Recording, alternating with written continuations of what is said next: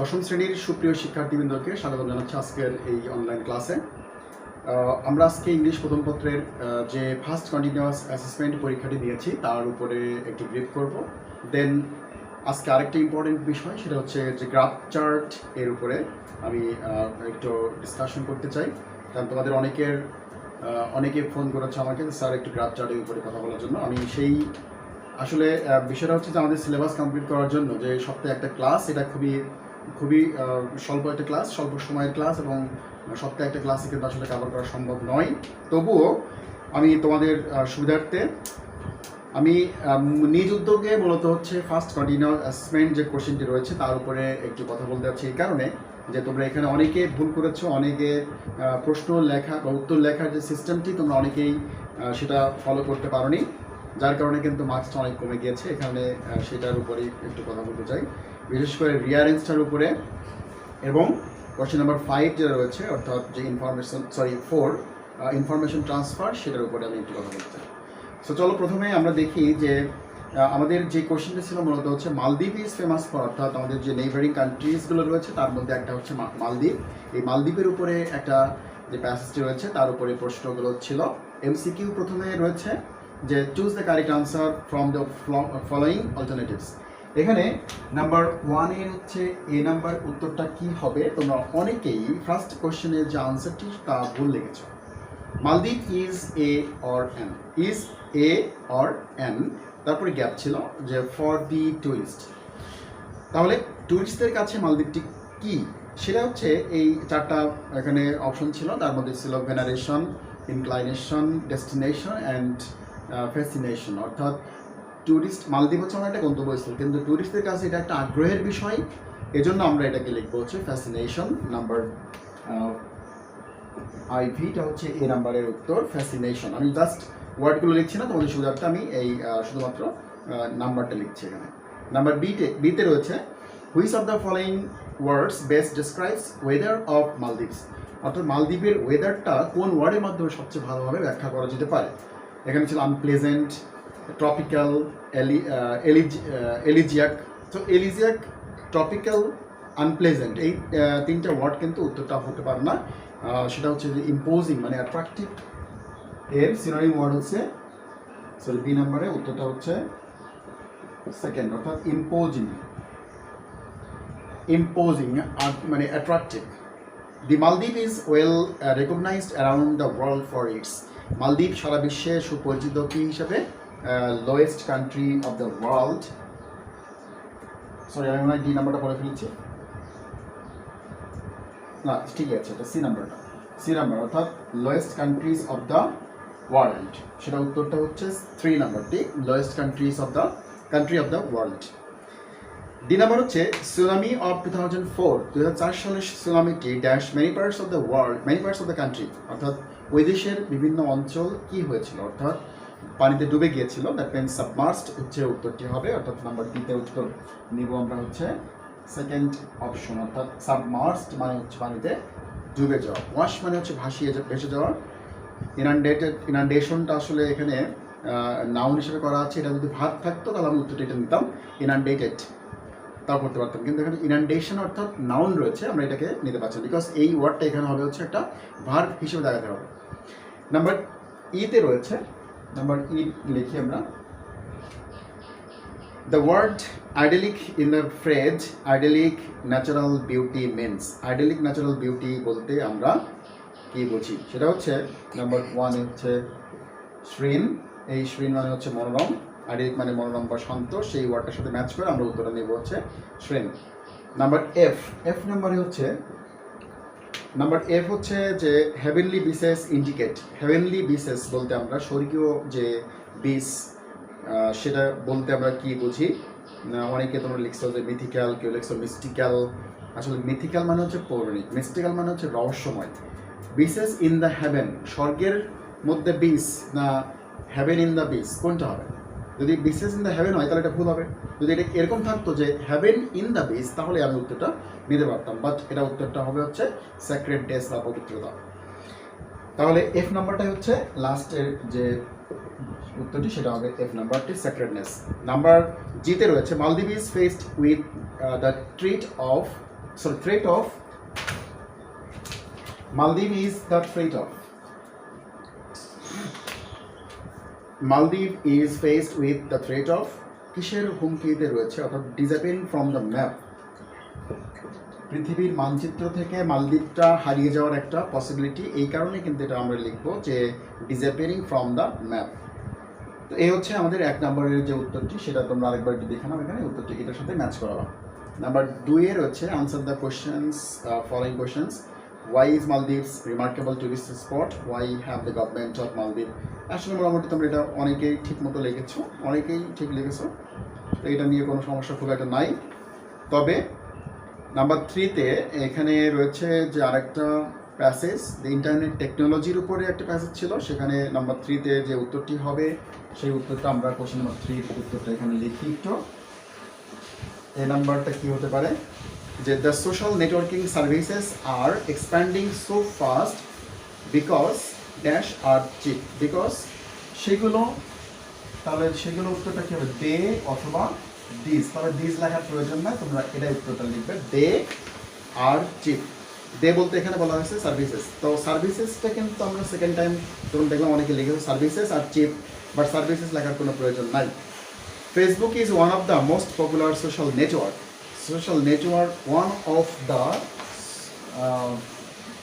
one of the most popular social network services অথবা sites বলতে পারো। স্যার সার্ভিসেস এবং সাইটস এস কেন লেখা হলো এখানে, কারণ আমরা জানি যে ওয়ান অফ এর পরের যে নাউনটি বসে সেটা সবসময় কিন্তু প্লুরাল ফর্মে হয়, এই কারণে এখানে সোশ্যাল সার্ভিসেস, নেটওয়ার্ক সার্ভিসেস অথবা নেটওয়ার্ক সাইটস এই এসটি এখানে উল্লেখ কোথায় প্লুরাল নাউন এখানে উল্লেখ করতে হবে। নাম্বার 3-তে রয়েছে যে there are also other network services, there are also other services যেমন লাইক অথবা লাইক অথবা আমরা অ্যাজ ওইখানে উল্লেখ করতে হবে, as Google, Twitter, LinkedIn, social network services are based on. 2 number রয়েছে হচ্ছে সোশ্যাল নেটওয়ার্ক সার্ভিসেস, এই সামাজিক যে সেবাগুলো are based on dash, are based on internet. তোমরা ওখানে ওয়েবসাইট লিখছো কেন আমি বুঝলাম না, ইন্টারনেট উত্তরটি হবে, ইন্টারনেটের উপর নির্ভর করে, ওয়েব বেসড নির্ভর করে না, এটা হচ্ছে যে সোশ্যাল ওয়েবসাইটের উপর না, এটা হচ্ছে মেনলি নেটওয়ার্ক ইন্টারনেটের উপর নির্ভর করে। Users communicate with other through the internet. These services dash made. These services, the number হচ্ছে have. These services have made the world very small, and people now feel that they are now a part of a single global village. So এই হচ্ছে 3 নম্বরের উত্তর। এবার আসা যাক number 4। Number 4-এ ছিল মূলত আইনস্টাইনের উপরে যে উত্তরটি, আমিও তোমাদের যে উত্তরটি এখানে দেওয়া হয়েছে সেটা আমি একটু পড়ছি, তোমরা একটু খেয়াল করে শুনবে যে complete the table below with information from the above passage. ভালো করে খেয়াল করবে এটা, যে তোমরা এই বক্সের মধ্যে যে ইন্ডিকেশন থাকে, ডিরেকশন থাকে, সেটা কিন্তু আগে ফলো করতে হবে। এখানে রয়েছে হু, হোয়াট, ইভেন্ট এবং অ্যাক্টিভিটি, প্লেস, টাইম, তারপরে ছিল ক্রিয়েশন, অ্যাওয়ার্ড অ্যান্ড আদার্স। অর্থাৎ প্রত্যেকটা কিন্তু অবলিক দেওয়া, যে কোনো একটা উত্তর লিখতে হবে। তোমরা কিন্তু অনেকে সবগুলো উত্তর একবার লিখেছ। আলবার্ট আইনস্টাইন ওয়াজ বর্ন, আমরা এই জায়গায় প্লেস লিখতে পারি, টাইম লিখতে পারি, যে কোনো একটা, একসাথে কিন্তু সবগুলো লেখা যাবে না। আমরা এখানে লিখবো যে অন মার্চ ইন 1879 অথবা in the city of Alam in Germany, জার্মানির আলম নগরীতে, অথবা 1879 সালের মার্চ মাসে, যে কোনো একটা উত্তর আমরা এখানে লিখবো। হি ড্যাশ সুইজারল্যান্ড ইন 1901, অর্থাৎ 1901 সালে সুইজারল্যান্ডে তার কোন ঘটনাটি ঘটেছিল সেটা লিখবো হচ্ছে। 2টা উত্তর হতে পারে, যে কোনো একটা লিখতে হবে, অ্যাটেন্ডেড হাই স্কুল অথবা became a Swiss citizen, attended high school অথবা became a Swiss citizen. Number 3-তে রয়েছে he was appointed a patent officer, এখানে রয়েছে প্লেস, টাইম, যে কোনো একটা লিখতে হবে। সেটা হচ্ছে টাইমটা যদি লিখি তাহলে লিখবো হচ্ছে ইন 1902, 1902 সালে, অথবা যদি আমরা স্থানটা লিখি তাহলে লিখবো হচ্ছে at the Swiss patent office, at the Swiss patent office, এইটা লিখবো। এরপর ছিল যে হু এবং হটের ঘরে রয়েছে নাম্বার নেক্সট অর্থাৎ 4 নম্বর কোশ্চেনটি dash receive PhD in 1905 from the university of Zurich, অর্থাৎ এই যে ইউনিভার্সিটি থেকে পিএইচডি ডিগ্রি অর্জন করলেন কে, আমরা এখানে লিখবো আলবার্ট আইনস্টাইন। অনেকে লিখছে হি, আসলে হি কোনো কথা না, আমরা জাস্ট নামটা লিখবো। সেটা হচ্ছে যে Albert Einstein received PhD from the university of Zurich. He was awarded, তাকে কী দেওয়া হয়েছিল? Event awarded Nobel prize for physics, Nobel prize for physics. যদি কেউ সংক্ষেপে লিখেছে নোবেল প্রাইজ, তাও right. Nobel prize for physics, তাও রাইট হবে। একটা বিশেষ কথা খেয়াল রাখতে হবে যে এই 4 নম্বর কোশ্চেন যখন ফিল আপ করবো আমরা, তখন অবশ্যই তোমাকে একটু ওয়ার্ডের দিকে খেয়াল করতে হবে যে আমরা কখনো কিন্তু সেন্টেন্স আকারে এটা লিখবো না। আমরা মোটামুটি ট্রাই করবো যে 3টা ওয়ার্ডের মধ্যে এটাকে শেষ করে দেওয়া, নট মোর দ্যান 3 ওয়ার্ডস। আমি কিন্তু ক্লাসেও প্রথম দিকে তোমাদেরকে বলেছিলাম এবং আবারও বলছি যে নট মোর দ্যান 3 ওয়ার্ডস। হ্যাঁ, হতে পারে 4টা 5টা ওয়ার্ড হতে পারে, সেক্ষেত্রে আমরা প্রিপজিশন আর্টিকেলস এগুলো বাদ দিয়ে মেন 3টা ওয়ার্ডের মধ্যে আমরা শেষ করবো এটা। So not more than 3 words you have to follow while writing answer of the question number 4. এরপরে হচ্ছে নাম্বার 5 এর ম্যাচিংটা আমি তোমাদের সুবিধার্থে শুধুমাত্র এখানে উত্তরটি আমি তোমাদের সুবিধার্থে লিখে দিচ্ছি।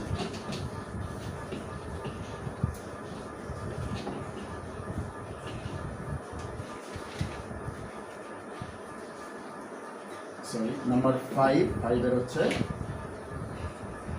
প্রথমে হচ্ছে এ বি, তারপর সেকেন্ড এটা হচ্ছে A number. B number sorry B number B plus 1 plus B, C plus IV plus 1, D plus second plus third, এটা লিখবা। আর ই নাম্বারটা হচ্ছে ই প্লাস 3 প্লাস আইভি। এই বিষয়টা খেয়াল করবেন। এই 5টা প্রশ্ন উত্তর এইভাবে আমি লিখবো। এটা লেখার পরে এখান থেকে আমি সেন্টেন্সগুলো ক্রিয়েট করবো, সেন্টেন্স শুরু করে যাবে। তো এটা হচ্ছে গেল। আর লাস্টে রয়েছে যে 6 নাম্বার রিয়ারেন্স, সেটা তোমরা অনেকেই আসলে ভুল করেছো। এটা খুব ইজি ছিল একটা ব্যাপার, মানে এতটা ইজি ছিল যে তোমাদেরকে আসলে এটা উত্তরটা সম্পূর্ণরূপে করা দরকার ছিল। আমরা অ্যানশিয়েন্ট মেরিনারের গল্পটি জানি সবাই, অ্যালবাট্রস পাখিটার নিয়ে যে গল্পটি রয়েছে সেটার উপরে একটা প্যাসেজ বা একটা স্টোরি লিখতে হবে। তো সেখানে দেখো তোমাদের সুবিধার্থে আমি 6 নম্বরটাও কিন্তু জাস্ট বক্স আকারে লিখছি এবং তোমাদের মধ্যে কয়েকজন দেখলাম যে আসলে বক্স তৈরি করনি, বক্স করতে হবে। রিয়ারেন্স যখন আমরা করবো তখন অবশ্যই এরকম একটা বক্স ক্রিয়েট করে তারপরে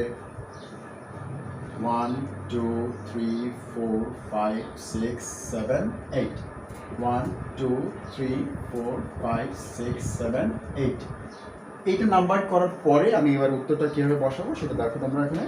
আমি তোমাদের সুবিধার্থে প্রথমে লিখছি B F D G A H C and E. এই হচ্ছে আমাদের এই বক্সের উত্তরটি হবে। তারপরে তোমরা প্যাসেজটি লিখবে পরে নিচে। অবশ্যই কিন্তু তোমরা এই পদ্ধতিটাই ফলো করে পরবর্তীতে যদি কখনো প্রশ্ন তোমাদেরকে লিখতে হয় তাহলে অবশ্যই তোমরা এইভাবে উত্তরটি লেখার চেষ্টা করবে। এটা লিখে নিচেই তোমরা প্যাসেজটি তুলবে। প্যাসেজটি গল্প আকারে যেভাবে আমরা সাজিয়েছি ঠিক এইভাবে পরপর আমরা একটা গল্প আকার সাজাবো। তো চলো এখন দেখা যাক আসলে আমরা এই আলোচনা করলাম এই কারণে তোমাদের সুবিধার্থে অনেকে ভুল করতেছো, যার কারণে আমি এটা করলাম। এবার আমরা যাই হচ্ছে একটু যে আমরা প্রথমত যে গ্রাফ চার্টের ব্যাপারটা বলেছিলাম তার উপরে, হ্যাঁ, গ্রাফ অ্যান্ড চার্ট। তোমরা এটা লেখার সময় অনেকে ভয় পাচ্ছ, আসলে গ্রাফটা কি, এভাবে ছবি থাকে, মানে ছবি ঊর্ধ্বমুখী, এভাবে কতগুলো ইনফরমেশন থাকে। একটা পাই চার্ট থাকতে পারে এভাবে। তো এই যে এটা হচ্ছে বার চার্ট, এটা হচ্ছে পাই চার্ট। সো এই বার চার্ট, পাই চার্ট বিভিন্ন তথ্য সম্বলিত লেখচিত্র, যার মাধ্যমে আমরা কিন্তু একটা সামারাইজ করে একটা কনক্লুশন তৈরি করি। সো এখানে এই চার্ট বা গ্রাফটা লেখার সময় তোমাদেরকে অনেকগুলো বিষয় খেয়াল রাখতে হয়। এটা কিন্তু তথ্য উপাত্ত, অর্থাৎ কোনো জন্মহার, মৃত্যুহার, মোবাইল ফোনের ব্যবহার, শিক্ষার হার ইত্যাদি কিন্তু বিষয় আমাদেরকে লিখতে হয়। তো এখানে আমরা বার চার্ট বা পাই চার্টের যে বিষয়টা সেটা হচ্ছে যে যে চিত্রের মাধ্যমে নির্দিষ্ট জরিপকৃত কোনো তথ্য উপাত্ত উপস্থাপন করা হয় তাকে সাধারণত গ্রাফ চার্ট বা ম্যাপ বলে। তো এই চার্টের লেখার সময় কতগুলো অংশ ফলো করতে হয়, যেমন ইন্ট্রোডাক্টরি সেন্টেন্স লিখতে হয়, তারপরে ডেসক্রিপশন করতে হয়, এবং লাস্ট অফ অল তোমাদেরকে কনক্লুশন টানতে হয়, অর্থাৎ এই যে সমাপ্ত করার জন্য যে ওয়ার্ডগুলো সেগুলো। তো এইগুলো এখানে কতগুলো ব্যাপার থাকে, যেমন এখানে রয়েছে তোমার ঊর্ধ্বমুখী নিম্নমুখী দুটো রয়েছে। আবার অনেক সময় স্টেবল থাকে, অর্থাৎ এই বার চার্টটা কিন্তু সেম থাকতে পারে, আর এখানে পার্সেন্টেজ কম বেশি আছে, তোমরা দেখতে পাচ্ছ, এটা একটু কম, এটা একটু তার চেয়ে একটু বেশি, তার সম্পূর্ণ বেশি আছে এটা। তো বিভিন্ন তথ্যগুলো আমরা যখন সাজিয়ে লিখবো তখন কম্প্যারিজন অ্যান্ড কন্ট্রাস্ট, অর্থাৎ একের সাথে আরেকটার যে তুলনা সেটা আমাদেরকে তুলে ধরতে হবে। অনেক সময় কি হয় যে আপওয়ার্ড পজিশন, ডাউনওয়ার্ড পজিশন, ঠিক আছে, এই ওয়ার্ডগুলো আমাদেরকে লিখতে হবে, বা ফ্লাকচুয়েশন, ওঠানামা করে, তো এই ধরনের চার্ট প্রকার আমাদেরকে লিখতে হবে। সো এই বিষয়টা আমি তোমাদেরকে একটা ভিডিও চিত্রের মাধ্যমে তোমাদের এখন দেখাচ্ছি, তোমরা একটু ফলো করবে।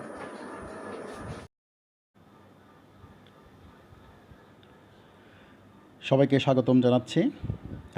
আজকের যে ইম্পর্টেন্ট একটা কোয়েশ্চেন সেটা হচ্ছে graph and chart, class 9 and 10-এর যে ইম্পর্টেন্ট একটা কোয়েশ্চেন সেটার উপরে আমরা আজকে কথা বলবো। তো এই গ্রাফ চার্ট একটা ইম্পর্টেন্ট একটা কোয়েশ্চেন, যেখানে 10টা মার্কস থাকে এবং আমরা কখনোই কিন্তু এটাকে অবহেলা করতে পারি না। তোমাদের সুবিধার্থে আমি একটা গ্রাফ নিয়ে বিশ্লেষণ করব। প্রথমে দেখা যাক যে গ্রাফ বলতে আমরা কী বুঝি। তোমরা দেখতে পাচ্ছ যে যে চিত্রের মাধ্যমে নির্দিষ্ট জরিপকৃত কোনো তথ্য উপাত্ত উপস্থাপন করা হয় তাকে সাধারণত গ্রাফ বলে। একটি গ্রাফ লেখার মধ্যে অনেকগুলো বিষয় তোমাদেরকে ফলো করতে হবে। এখানে একটাতে গ্রাফ ছবি দেখতে পাচ্ছ।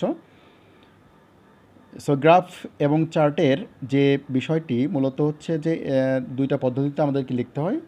একটা হচ্ছে বার চার্ট পরীক্ষা থাকে, অথবা পাই চার্ট থাকে। তো এই বার চার্ট এবং পাই চার্ট দেখো বিভিন্ন সময় বিভিন্ন ধরনের কিন্তু হয়ে থাকে।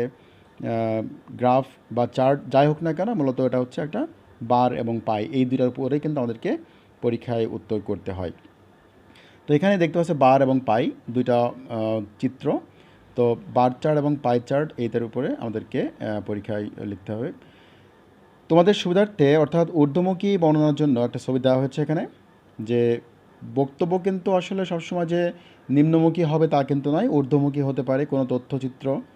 তো সেই ঊর্ধ্বমুখী বক্তব্য প্রদান করার জন্য কতগুলো ফ্রেজ এখানে তোমাদেরকে ইউজ করতে হবে।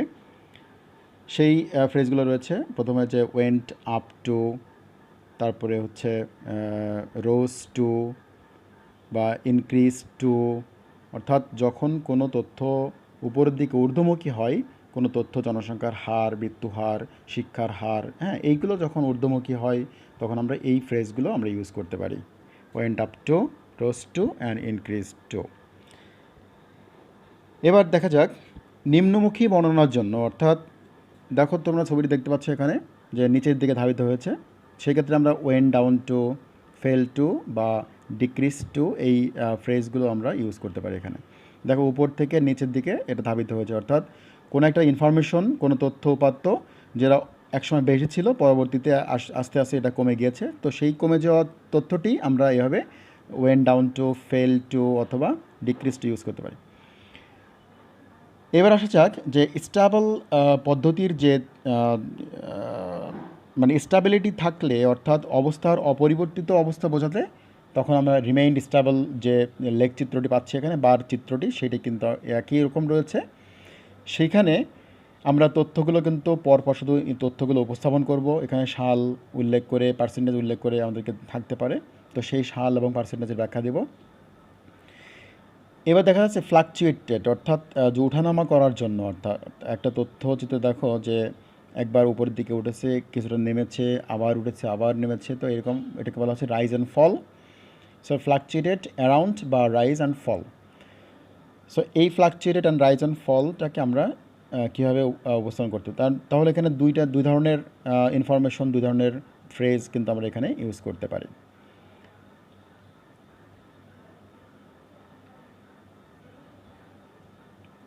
এই যে এখন যে অ্যাডভার্বসগুলো আমরা সাধারণত এই লেখচিত্র বা পাই চার্টের মধ্যে আমরা ইউজ করে থাকি, তা হচ্ছে যেমন ড্রামাটিক্যালি না বা নাটকীয়ভাবে, শার্পলি যার মিনিং হচ্ছে তীব্রভাবে, অ্যাব্রাপ্টলি মানে হচ্ছে হঠাৎ, কুইকলি মানে হচ্ছে দ্রুত। দেখো এখানে কোনোটা এই ড্রামাটিক্যালি ইনক্রিজ অর্থাৎ যেটা ক্রমবর্ধমান বৃদ্ধি পেয়েছে, সেই ক্ষেত্রে আমরা এই ফ্রেজগুলো আমরা ইউজ করতে পারি বা এই ওয়ার্ডগুলো আমরা ইউজ করতে পারি, যে ড্রামাটিক্যালি, শার্পলি, তারপরে অ্যাব্রাপ্টলি অ্যান্ড কুইকলি। এবার দেখো যে স্লোলি ইনক্রিজ, ধীরে ধীরে বৃদ্ধি, অর্থাৎ এখানে হঠাৎ করে বৃদ্ধি আর এখানে আস্তে আস্তে বা ধীরে ধীরে বৃদ্ধি, সেক্ষেত্রে আমরা স্লোলি বা গ্রাজুয়ালি এই দুইটা ওয়ার্ড এই ধরনের বা এই ধরনের ওয়ার্ড আমরা ইউজ করতে পারি। এখন একটা প্রশ্ন হচ্ছে যে graph below shows the Literary rate of Bangladesh from 1995 to 2010. Describe the graph in 150 words. You should highlight and summarize the information given in the graph. তো এইখানে একটা সাক্ষরতার হার শতকরা হারে দেওয়া আছে, সেখানে 1995 সাল থেকে শুরু করে 2010 সাল পর্যন্ত যে তথ্যটি রয়েছে এখানে সেটা ব্যাখ্যা করা হয়েছে। তো এটা লিটারেসি রেট পার্সেন্টেজ আকারে করা আছে, অর্থাৎ তোমরা দেখতে পাচ্ছ 1995 সালে ছিল হচ্ছে 38%, 1995 এটা হচ্ছে 38.1%, অ্যান্ড পার্সেন্ট শতকরা। 2000 অর্থাৎ 2000 সালে তা বেড়ে দাঁড়িয়েছে হচ্ছে 56%।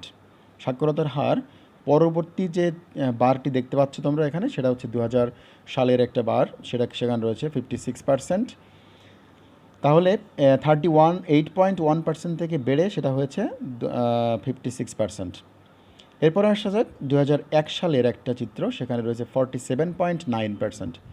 তারপরে রয়েছে 2003 সাল অর্থাৎ 2003, সেখানে 43.1%, অ্যান্ড লাস্টে রয়েছে 2010 সাল, সেটা হচ্ছে 56.8%। তাহলে দেখো যে এই বারটি অর্থাৎ এই লিটারেসি রেটটি কিন্তু দেখো যে সবচেয়ে বেশি হচ্ছে 2010 সালে এবং সবচেয়ে কম হচ্ছে 1995 সালে। তাহলে এটাকে আমরা ব্যাখ্যা করি কীভাবে? প্রথমত, the graph indicates the literary rate. আমি আগে বলেছি যে ইন্ট্রোডাকশন একটা সেন্টেন্স তোমাদেরকে লিখতে হবে, সেখানে বলা আছে the graph indicates the literary rate of Bangladesh from the year 1995 to 2010।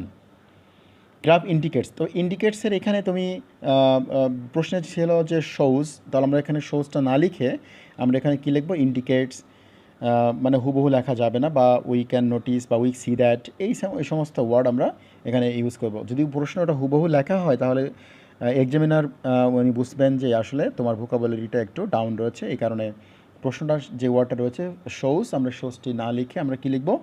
আমরা লিখব হচ্ছে ইন্ডিকেটস। ওকে, দেখায় যে the literacy rate of Bangladesh from the year 1995 to 2010.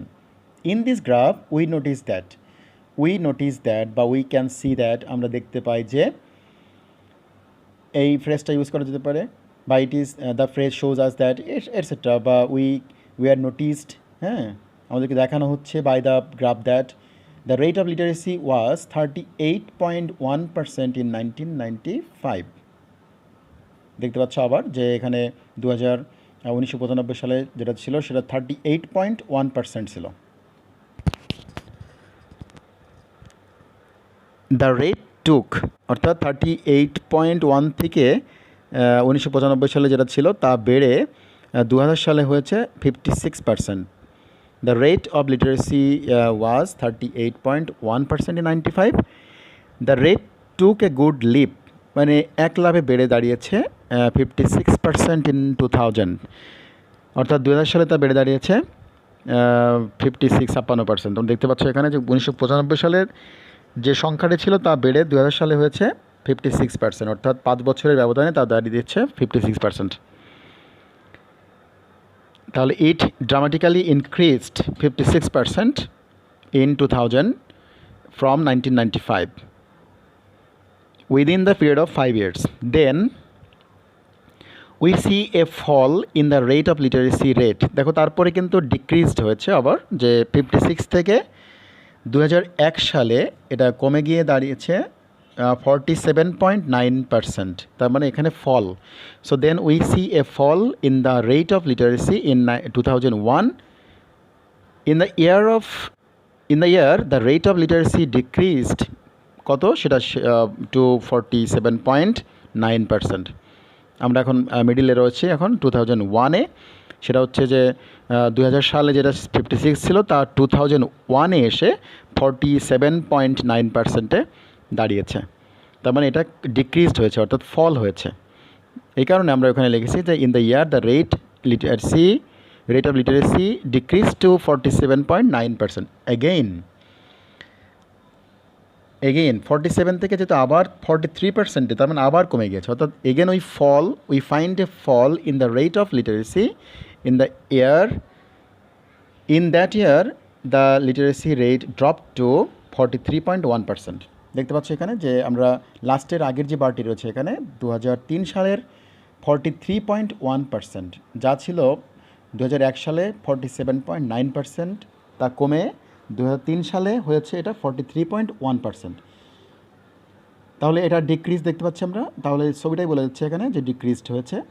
এই জন্য আমরা লিখবো এখানে we find fall literacy rate in the year that drop to 43%. This abrupt fall in the graph is indeed a negative indication.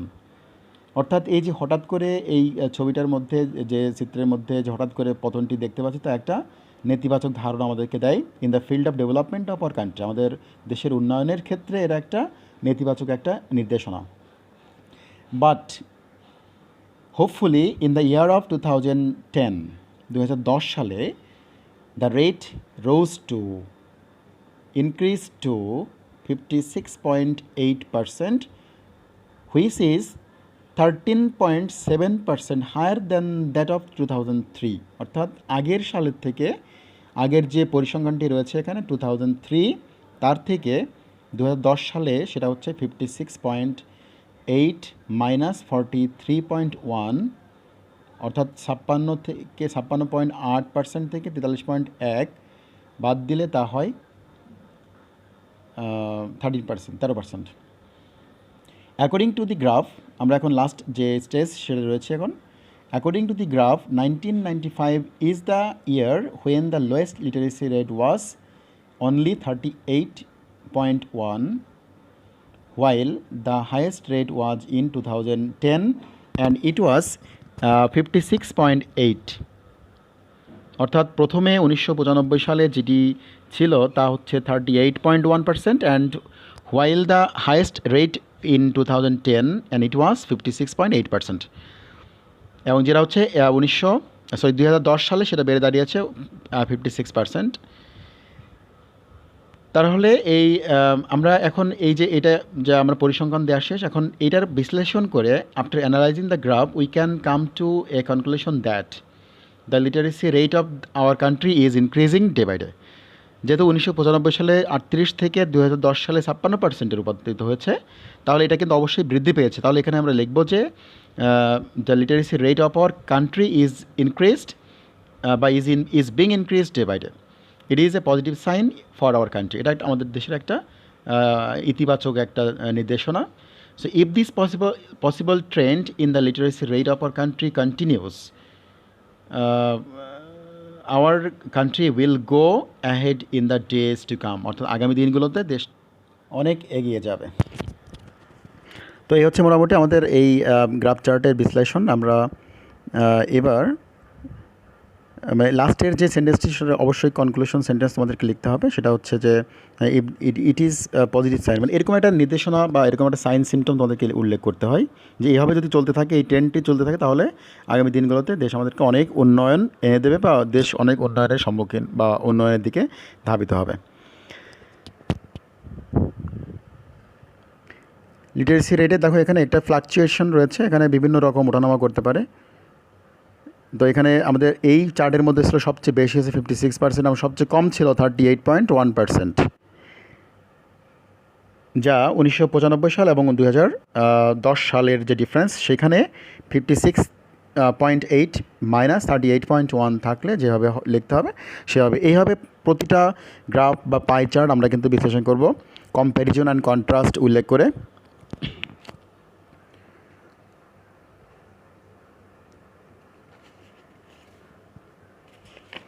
আসলে মূলত এখানে কতগুলো পদ্ধতি অনুসরণ করতে হয়। সেটা হচ্ছে যে যদি কোনো ফল, এই যে ফল থাকে, তাহলে ফলের ক্ষেত্রে আমরা এখানে কিন্তু কমে গিয়েছে, বাট এখানে বাড়তেও পারে। অর্থাৎ যদি এখানে বৃদ্ধি পেতো তাহলে এখন অবশ্যই লিখতাম যে আমরা ইনক্রিজ লিখতাম। এখানে যে কমে গেছে তাই ফল লিখছে, যদি বৃদ্ধি পেতো তাহলে অবশ্যই লিখতাম ইনক্রিজ।